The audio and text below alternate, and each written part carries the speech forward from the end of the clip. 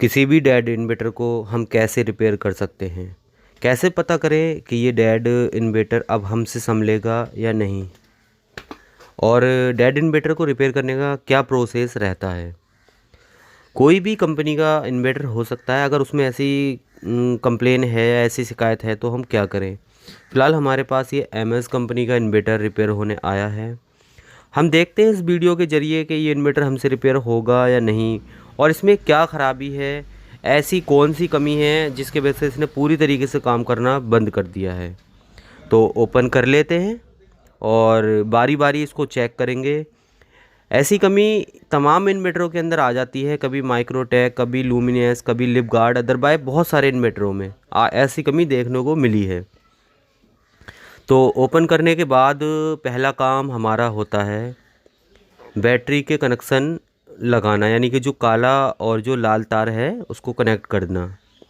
उसके बाद दूसरा काम होता है 12 वोल्ट को चेक करना कि प्रॉपर हमारे 12 वोल्ट हमारे इन्वर्टर की प्लेट को मिल रहे हैं या नहीं। तो ये छोटा प्रोसेस है, छोटा सा, बिल्कुल ऐसा प्रोसेस आप घर पर कर सकते हैं। तो 12 बोल्ट तीनों तरफ आपको चेक करना होते हैं। हमने देखा कि प्रॉपर यहाँ पर 12 बोल्ट हमें मिल रहे हैं। तो पहली चीज़ तो कंफर्म हो गई कि जो हमारी तार हैं ये 12 बोल्ट वाले ये प्रॉपर ठीक है। अब दूसरा काम क्या होना चाहिए? दूसरा काम इस मदरबोर्ड को खोलना, ठीक है। तो स्पीड वीडियो की थोड़ी सी बढ़ा लेते हैं और बारी बारी सारा चेक करेंगे, ठीक है। इसके मदरबोर्ड को ओपन करके बारी बारी चेक करेंगे कि इसके मदरबोर्ड में ऐसा कौन सा फॉल्ट आ गया है जिसके वजह से ये पूरी तरीके से डेड हो गया है। तो बोर्ड को निकाल लेते हैं। बोर्ड को निकालने के बाद ही पता लगेगा कि इसके अंदर क्या कमी है। तो आप देख सकते हैं यहाँ पर बोर्ड कुल मिलाकर बाहर आ गया है। अब जो माइनस का तार है उसको लगे रहने देते हैं, और इसके सबसे पहला काम बोर्ड को निकालने के बाद जो पहला काम करने वाले हैं हम, इसके फ्यूज़ को चेक करना है, ठीक है। जब हमारा इन्वर्टर पूरी तरीके से डेड हो जाता है तो डेड में हमें क्या करना होता है? फ्यूज भी चेक करना होता है। पहला प्रोसेस प्लेट निकाल कर के फ्यूज़ों को दोबारा से लगाना। ऐसी कंडीशन में अक्सर जो है फ्यूज़ हमारे डिस्फ्यूज़ हो जाते हैं, यानी ख़राब हो जाते हैं। तो अब हम फ्यूज़ लगाकर पहले इसको चेक करेंगे और चेक करने के बाद आगे आपको बताएंगे। तो प्रॉपर चेक करना है, प्रॉपर चेक करके सारा काम करना है, कोई भी हरकत नहीं करना है। देख सकते हैं दोनों फ्यूज़ यहाँ पर ख़राब हैं। मल्टीमीटर हमने नॉर्मल वाला रखा है जिससे आपको अच्छे से पता लग जाए कोई भी बात। अब नए वाले फ्यूज़ों को चेक करते हैं। ये नए वाले हैं दोनों। मल्टीमीटर पे आप थोड़ा ध्यान देना, मल्टीमीटर प्रॉपर यहाँ पर वर्क करेगा। जब हमारा फ्यूज़ ठीक होगा तो प्रॉपर चलेगा। तो मल्टीमीटर ने बता दिया है कि ये फ्यूज़ दोनों हमारे क्लियर हैं, तो हम इनको इंस्टॉल कर सकते हैं और लगा सकते हैं। तो एक डेड इन्वर्टर को रिपेयर करने का ये पहला प्रोसेस है, और बहुत ही आसान तरीके से हम यहाँ पर किसी भी डेड इन्वर्टर को रिपेयर करना आपको बता रहे हैं। ये वीडियो हम इस तरीके से डिज़ाइन करेंगे, इस तरीके से बनाएंगे कि कोई भी व्यक्ति घर पर बैठकर भी किसी भी तरीके से अपना खुद इन्वर्टर चेक कर सकता है। अदरवाइज कोई मैकेनिक है, नया मैकेनिक है, तो उसको तो बहुत ज़्यादा हेल्प होगी। जिस तरीके से बोर्ड को खोला था, जो जो कनेक्टर जिस जिस जगह से आपने तार हटाए थे उस जगह पर आपको लगा देना है। बोर्ड को खोलते समय सारी पहचान आपको बना लेना है कि कोई तार गड़बड़ ना हो जाए, वरना दिक्कत आ सकती है। बोर्ड को खोलते समय एक काम और भी कर सकते हैं, आप चाहें तो फ़ोटो ले सकते हैं एक मोबाइल से, जिससे आपको आसानी होगी तार वगैरह लगाने में। कई बार ऐसा देखा गया है कि जल्दबाजी में इंसान तार वार हटा देता है, फिर दोबारा से कनेक्ट करने में लगाने में बहुत बड़ी दिक्कत होती है। तो ऐसा नहीं होगा आपके साथ।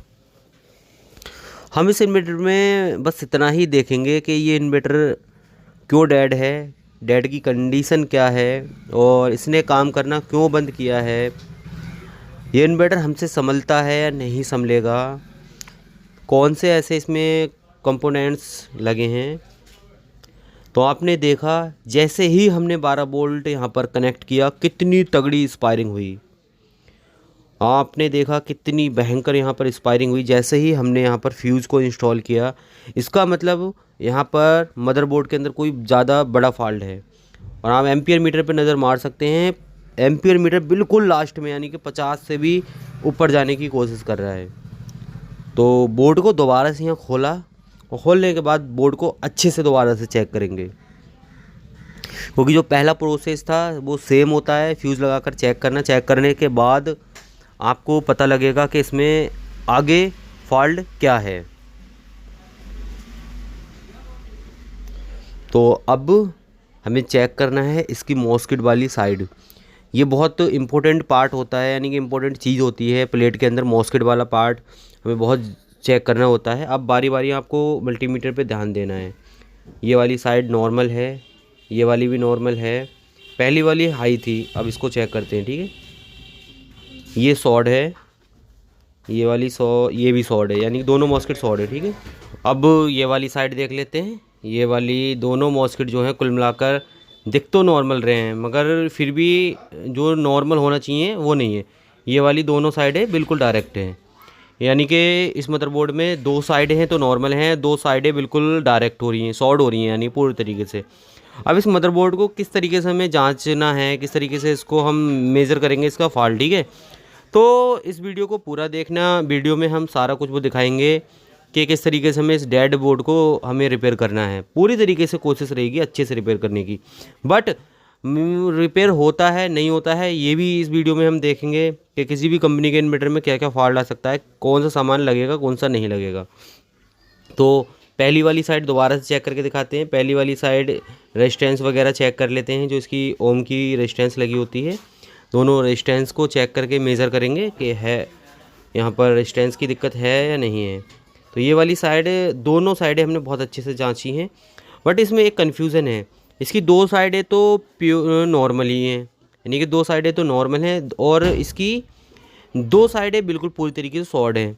बट जो एक साइड है इसकी अंदर वाली, वो जो नॉर्मल दिख रही है वो लग नहीं रही है कि नॉर्मल है, क्योंकि अगर इस तरीके का फॉल्ट है, इस तरीके का फॉल्ट है, 2 नॉर्मल 2 शॉर्ट और लास्ट में एक शॉर्ट निकलती है, तो यहाँ पर कोई अदर ही फॉल्ट निकल के आता है। ऐसी कंडीशन में हमारे मदरबोर्ड जल्दी रिपेयर नहीं हो पाते हैं, बट जो प्रोसेस है वो करते हैं, आगे करते हैं प्रोसेस। तो जो भी हीट सिंक को रोकने के लिए जो बोल्ट लगे होते हैं वो खोलते हैं। बहुत हार्ड प्रोसेस होता है, बट हार्ड प्रोसेस भी करना हमारा कार्य होता है। बहुत ही साफ़ सुथरे तरीके से हमें इस काम को करना है। बिल्कुल गंदगी नहीं होना चाहिए, नुकसान नहीं होना चाहिए बोर्ड के अंदर। अगर आप बोर्ड में नुकसान करते हो, बोर्ड के प्रिंट्स ख़राब करते हो, तो आपके अंदर काबिलियत नहीं है। तो आप देख सकते हो किस तरीके से यहाँ पर हीट सिंक जो है उसको हमें निकालना है, हीट सिंक को रिमूव करना है। हीट सिंक रिमूव करने के बाद ही अंदर वाली साइड के जो मॉस्किट है वो हम देख सकते हैं। तो यहाँ पर हमने बाहर की हीट सिंक खोल ली है, हटा दी है, बिल्कुल देख सकते हैं चारों बोल्ट्स जो थे वो हटा दिए हैं। हीट सिंक हमारी दोनों बाहर आ गई। अब अंदर वाले मॉस्किट भी हमें दिखने लगे हैं और बाहर वाले भी हमारे क्लियर हो गए हैं, ठीक है। तो ये दोनों साइडें, इनमें क्या है, एक साइड नॉर्मल है, एक साइड हमारी डायरेक्ट है। ये वाली साइड शॉर्ट है, ये वाली नहीं, यानी कि अंदर वाले में भी एक साइड नॉर्मल एक साइड शॉर्ट दिखा रही है। तो अब करेंगे क्या, इसके तो बोल्ट हमने बाहर वाले तो क्लियर हो गए हैं, अब अंदर वाले बोल्ट खोल लेते हैं। ये वाली और ये वाली दोनों शॉर्ट है, ये वाली। तो अब अंदर वाले बोल्ट खोलेंगे दोनों उसके, जो यहाँ पर शॉर्ट दिख रही है। ऐसा दोनों बोल्ट खोलकर इन दोनों को भी निकाल के देखेंगे। ये वाली साइड जो थी हमारी साइड वाली, ठीक है, ऐसा है। वो ये वाली साइड हमारी दिखा तो नॉर्मल रही है, बट पूरी तरीके से नॉर्मल शो नहीं हो पा रही है। ये तो डायरेक्ट है, ये नॉर्मल दिखाना चाहिए, ये भी नहीं दिखा पा रही। मल्टीमीटर पे आप थोड़ा ध्यान देना। ये वाली हमारी शॉर्ट, ठीक है, ये भी शॉर्ट, दोनों शॉर्ट है। ये वाली नॉर्मल साइड, ध्यान से देखना, बिल्कुल नॉर्मल है। इसका दूसरा ये डायरेक्ट, और ये वाला भी नॉर्मल, ठीक है। ये वाली साइड नॉर्मल है हमारी, ये वाली, ठीक है, पूरी तरीके से। अब ये वाली डायरेक्ट है, ये वाली साइड, ठीक है। अब ये डायरेक्ट नॉर्मल होना चाहिए थी, बट ये भी थोड़ा थोड़ा सा यहाँ पर सॉर्डिंग शो हो रही है। तो अब हम क्या करेंगे, हम सारे मॉस्किटो को निकाल कर अच्छे से बोर्ड को चेक करेंगे, क्योंकि हो सकता है कोई मॉस्किट के अंदर कोई सॉर्डिंग वगैरह हो, जिसके वजह से बोर्ड पे लगे लगे जो है यहाँ पर सॉर्डिंग जज हो रही है, दिख रही है, ठीक है। तो पहले जो हमारा जिस पे जो नॉर्मल नहीं दिखा पा रहा है पूरी तरीके से, उसी को निकाल लेते हैं, उसका सोल्डर हटाते हैं, ठीक है। डी सोल्डरिंग पंप जो है, डी सोल्डरिंग रिमूवर, इससे निकालते हैं, इससे टाइम हमारा बचता है। देख सकते हो सारा का सारा यहाँ पर हमने जो है मॉस्किटो को निकाल लिया है। बहुत अच्छे से यहाँ पर हमने काम किया है, कोई भी प्रिंट हमारा नहीं टूटा, ना ही जला, ना ही हटा है, बिल्कुल प्रॉपर बढ़िया तरीके से चारों मॉस्किट निकाल लिए हैं, ठीक है। मॉस्किट निकालने के बाद अब बोर्ड की कंडीशन देखेंगे कैसी है, ठीक है। ये नॉर्मल थी साइड, ये वाली, ये नॉर्मल है, ये प्रॉपर ठीक है, बिल्कुल बढ़िया। अब इसकी देख लेते हैं, ये अभी भी इसमें सॉर्डिंग जो है जज हो रही है। ये नॉर्मल है, मीटर पे आप ध्यान दें थोड़ा सा, ये नॉर्मल है, और इसकी सुई देखें कहाँ जा रही है, ये भी नॉर्मल हो गई। अब मदर बोर्ड नहीं, मॉस्किट निकलने के बाद बोर्ड नॉर्मल है, ये भी नॉर्मल नहीं, तीनों साइडें नॉर्मल, ये नॉर्मल नहीं है, यानी कि यहाँ पर कुछ ना कुछ अभी मिस्टेक है, इस बोर्ड के अंदर कुछ ना कुछ गड़बड़ी है। तो हम क्या करेंगे, इसके भी मॉस्किट निकालेंगे। यही गड़बड़ कर रहा है, ये साइड जो है गड़बड़ कर रही है, अगर ये गड़बड़ है तो हमारा इन्वर्टर नहीं चलेगा।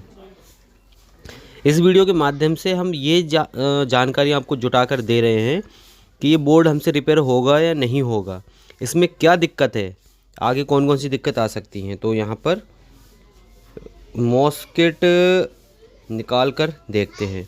एक मॉस्किट निकाला, फ़र्क नहीं पड़ा उससे, अब दूसरा भी निकालते हैं। प्रॉपर देखें आप, कितना अच्छे तरीके से हम यहाँ पर जज करके दिखा रहे हैं, वही चेक करके दिखा रहे हैं प्रॉपर बिल्कुल।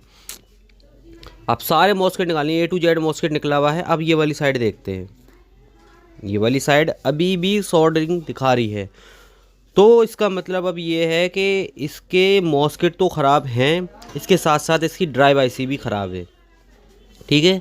यहाँ पर ड्राइव IC हमारी ख़राब है, और यहाँ पर अब इतना सारा प्रोसेस करने के बाद हमें ये मालूम हुआ कि ये बोर्ड हमसे नहीं संभलेगा, क्योंकि इसकी ड्राइव IC अभी हमारे पास नहीं है। तो यहाँ पर एक बात तो क्लियर हो जाती है, अगर ऐसा फॉल्ट आता है तो आपकी ड्राइव IC पक्का ख़राब होगी। अगर ड्राइव IC आपके पास है तभी इस पर हाथ रखें, वरना आप इस पर हाथ ना रखें। ऐसी कंडीशन में अक्सर ऐसे फॉल्ट देखने को मिलते हैं। तो वीडियो करते हैं एंड